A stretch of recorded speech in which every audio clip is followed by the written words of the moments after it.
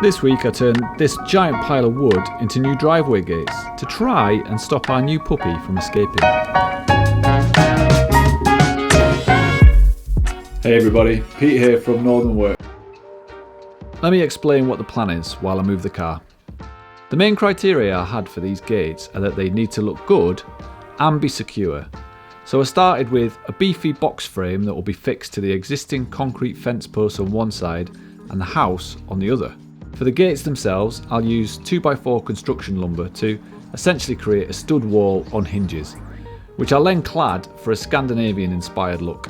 I'll top it all off with an angled truss with tapered cladding for a more refined finish, extra security, and as the first step in a little secret plan. Stick around to find out more about that. Like most of the projects we do, I'm fitting this one around work and other family commitments. A week sounds like a long time, but in reality, I probably only have about 24 actual building hours between now and when our new escape artist arrives, so better get to it. My first step is to get the frame up. I'm using 100mm fence posts here. They're strong, stable and treated for the outdoors. As you can see, my driveway isn't level, so I tried to figure out the best way to set up my frame posts so everything would sit square. I've got an idea. I think I've got something that will make this easier.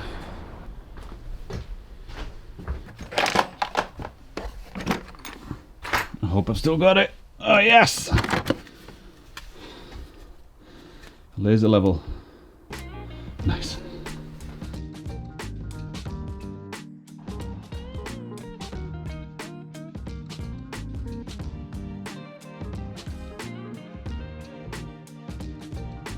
With level marks on each side, I measured down an equal distance on both walls to set the bottom edge of the frame. Here, I'm marking tapers to the bottom edge of the posts. This will help to prevent water soaking up into the wood and rotting over time. Next, I marked where my holes will go for the bolts, and then I checked them against the actual wall. I'm glad I did, because you can see here that one of my marks was lined up against the mortar course, so I nudged that up so it hits brick.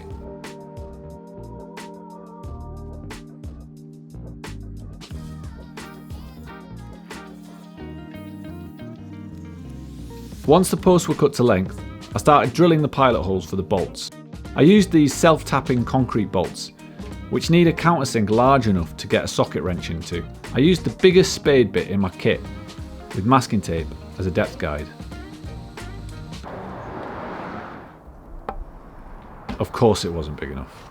Come on. Fortunately, I live about 5 minutes from a hardware shop, so I quickly ordered one to pick up. While I was waiting for my confirmation text, I started marking up the bridle joints that will connect the crossbeam into the two posts. One thing I found that's really important when you're marking joinery is that you must never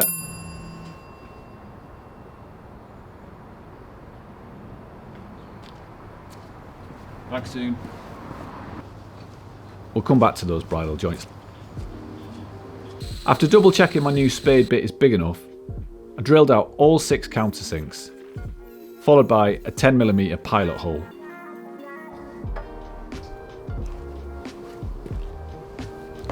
Right, it's time to go to work thing number 1.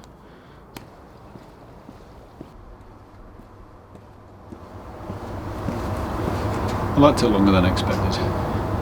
Next, I set the posts against the fence and the house wall, using some scrap wood to raise them into the correct position. I used an old masonry drill bit and tapped through the posts to mark where to drill my holes. This was my first time drilling concrete posts, and I was a little bit nervous about cracking them. I found that drilling a small pilot first made the whole thing really smooth. If you want more details on how to attach posts to a fence or your house, I've made a separate short how-to that I'll link in the description.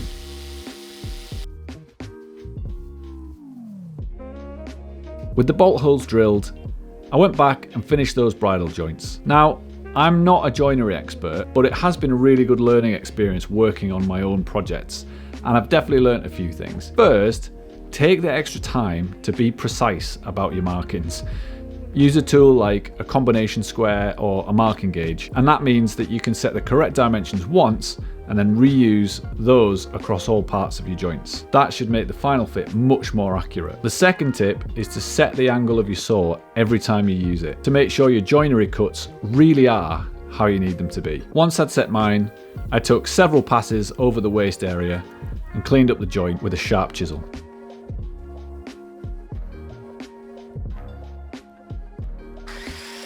The last thing to do for the post was to cut the tapers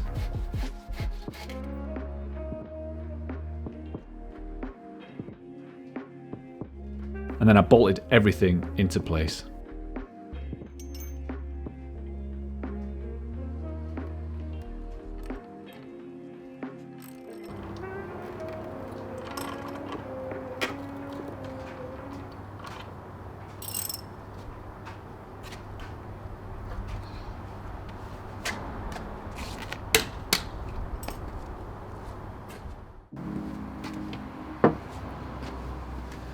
Busy day today, and I've got to drive up to my parents later, but I really want to get the gate frame finished and frame up the actual doors as well. It's a bit early to use power tools Saturday morning, but I can get these all marked up at least.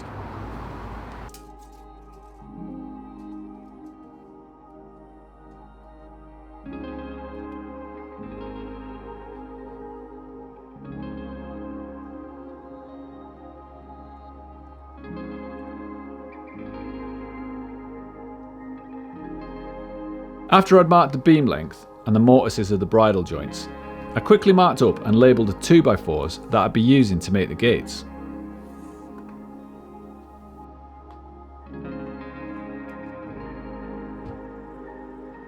Once I'd come back from my first appointment of the day, I chopped all the framing with the circular saw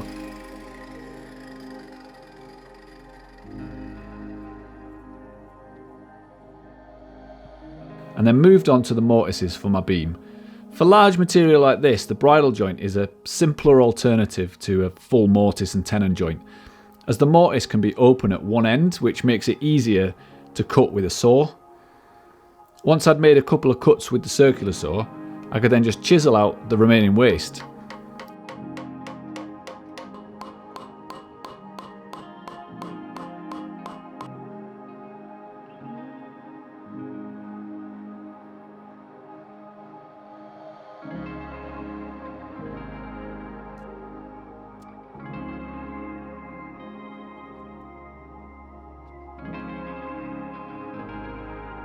It took a bit of encouragement, but I was very pleased to see that beam sit flat first try.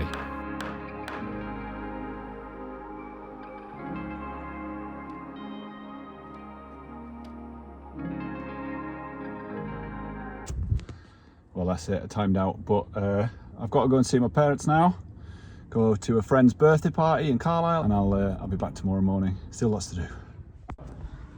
It's Sunday. Had a great time last night, on my way back now. This trip back from my parents normally takes less than 2 hours, but I didn't realise that today is the last day of the summer holidays here in the UK, and everybody is travelling on the motorway. So I've been diverted off. What would normally be about an hour and a half is going to be 4 hours. That's not going to leave me with loads of time to carry on with the gates today. I reckon I've probably got 90 minutes. Tomorrow is really my last full day of being able to work on this, so I need to get cracking. Although this diversion does have one benefit, it is bloody lovely.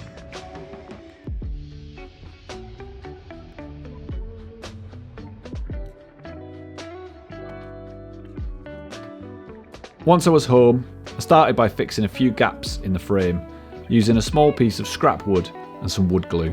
I also drove some screws into the bridle joints. I'm pretty sure these joints will outlast the screws, but it just felt like the right thing to do. Then I added a spacer post, which will give the gates a bit of extra clearance around the waste pipes in the driveway.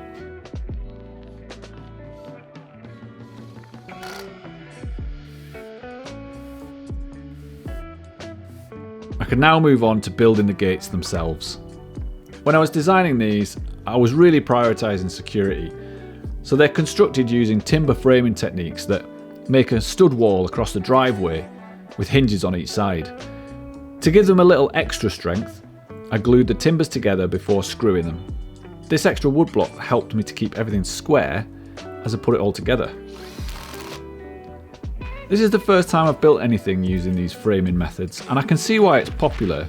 Everything goes together super quickly, and once it's in place it's plenty strong enough. It's definitely something I'll use again.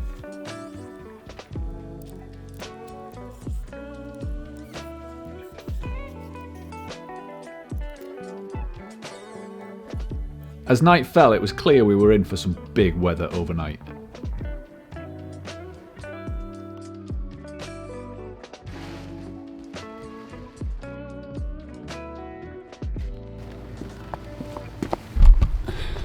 Well, it's definitely not perfect, but I think it's the best I can do for tonight.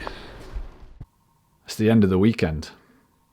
Not long to go before we need these gates. Well, it may have been sketchy, but it seems to have worked. We had a massive storm overnight, so I'm glad I put this out.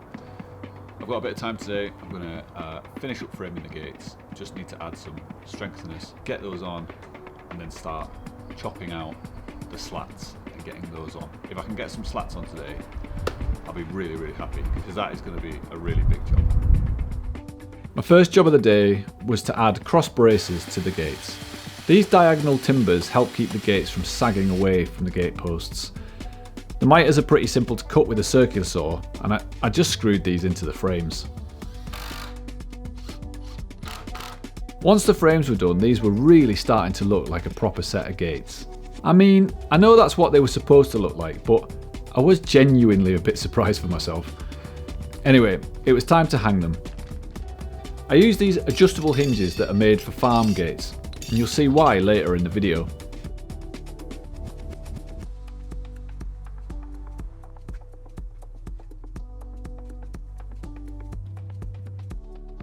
For some reason I found these far more difficult to fit than they should have been, which, to be fair, was entirely user error.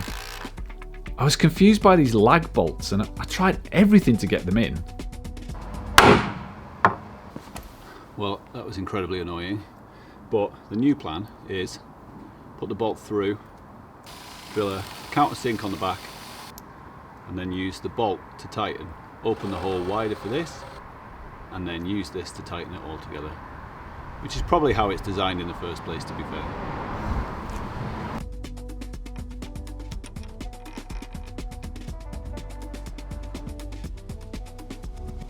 Yep, that's definitely how they're designed. Faff over, let's get these beauties hung.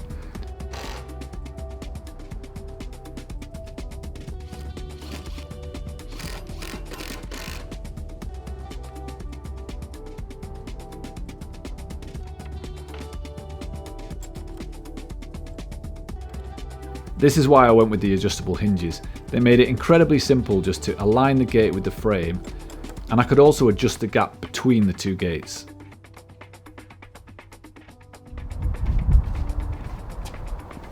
Needs a bit of fettling, but I'm well happy with that. By fettling, I mean adjusting the hinges so the gates don't catch as they close behind you when you take the bins out.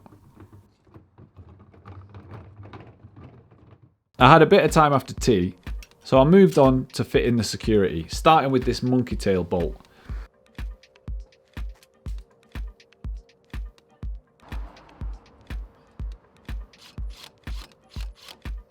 There was still a significant gap between the bolt and the concrete floor, so I used some scrap to create a riser for the bolt to seat into.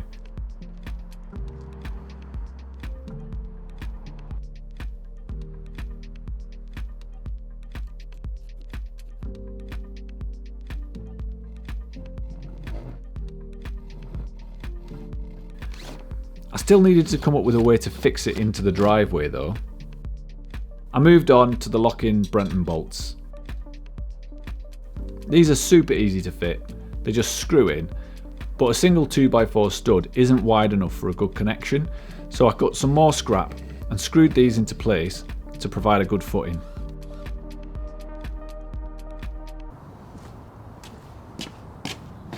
Right, it's getting late. I'll just get those locks on and I'll tidy up.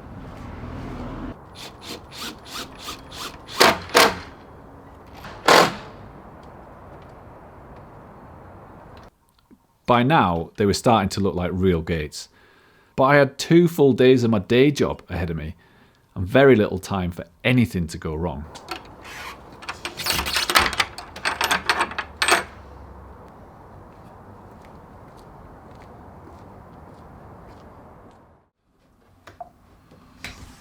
Right, I'm all finished for the day, so try and get something done. The something I wanted to get done was to fit the slats to these gates.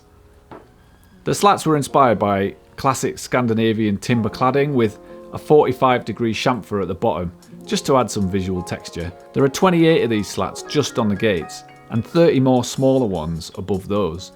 So I came up with an idea to use the garden office as a positive stop, so I could measure one piece and then cut 5 or 6 at a time. I quickly tested it out on one slat, just to be sure.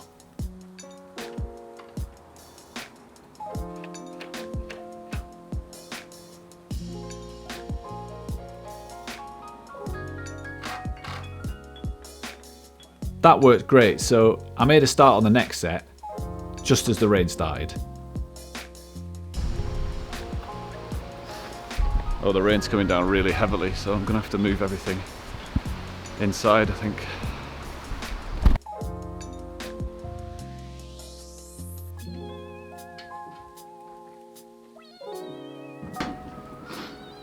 Everything is soaking. And he's gonna be here in a couple of days.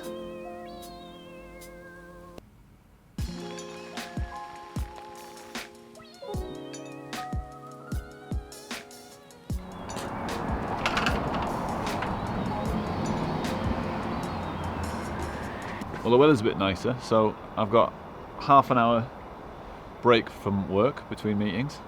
I'm going to get some of these slats cut so I can get them on tonight. That positive stop worked a treat, and I was able to get through the gate slat in about 15 minutes on my lunch break.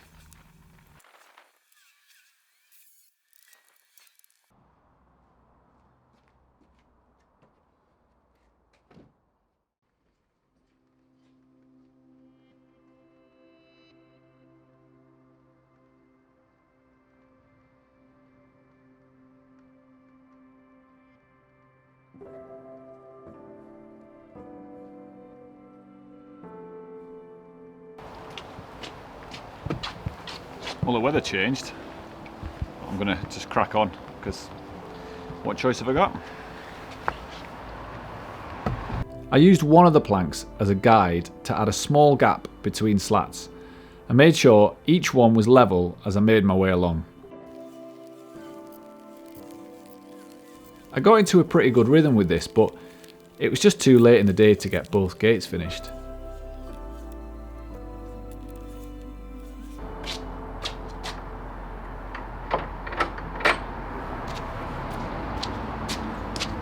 Almost done. Right, so we're leaving to get the pup at 11 tomorrow, which means I've probably got a couple of hours. It's going to be tight. Today's the day. We're going to pick him up in about 2 hours, so need to get going.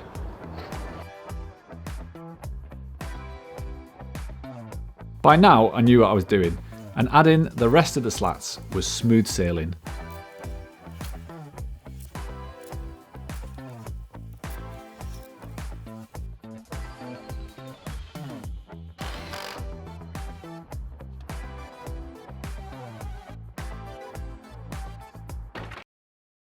We're on the way! Puppy time!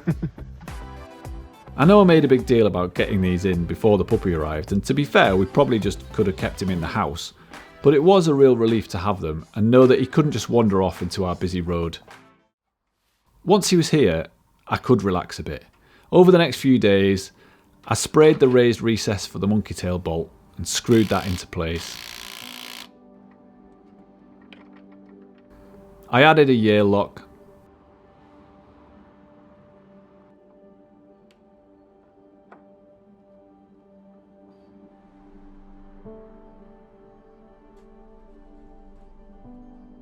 Then I fitted the truss.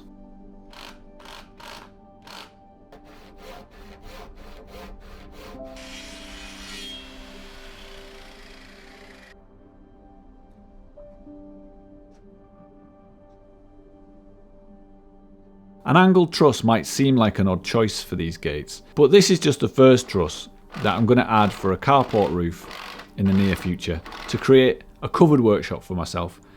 Be sure to subscribe if you want to see that one. With the truss in place, I completed the gates by adding a row of slats that line up with the ones on the gates.